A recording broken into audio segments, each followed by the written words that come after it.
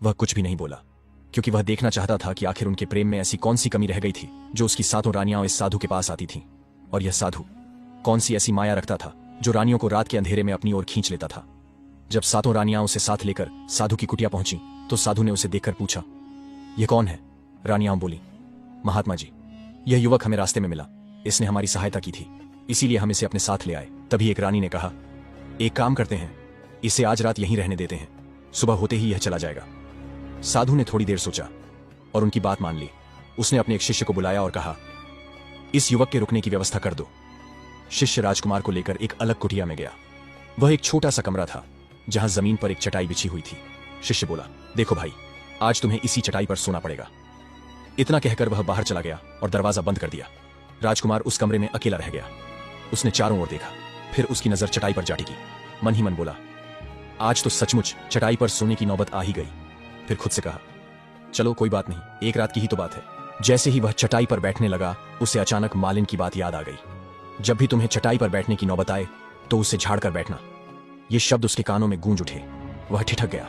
उसने तुरंत चटाई उठाई और जोर से झाड़ दी, और जो दृश्य उसके सामने आया, उसके पैरों तले जमीन खिसक गई। चटाई के नीचे एक भयानक गहरा कुआं था, काला, डरावना और रहस्य से भरा हुआ। रुद्रसेन स्तब्ध रह गया। वह धीरे धीरे आगे बढ़ा और कुएं में झांकने लगा। जैसे ही उसने भीतर देखा, उसका दिल थम सा गया। अंधकार के भीतर बहुत से लोग कैद थे, चेहरे मुरझाए हुए, शरीर थके हुए और आंखों में डर के स्थायी निशान। यह सब उसी तांत्रिक साधु द्वारा कैद किए गए थे। तभी उनमें से एक कैदी की नजर रुद्रसेन पर पड़ी। वह चौंक गया और धीमे स्वर में बोला, राजकुमार, आप यहां कैसे? रुद्रसेन ने तुरंत इशारे से उसे चुप कराया। धीरे बोलो, अगर किसी को पता चल गया तो सब चौपट हो जाएगा। बाकी कैदी भी उसे पहचान गए। एक स्वर में बोले, राजा साहब, आप यहां से निकल जाइए।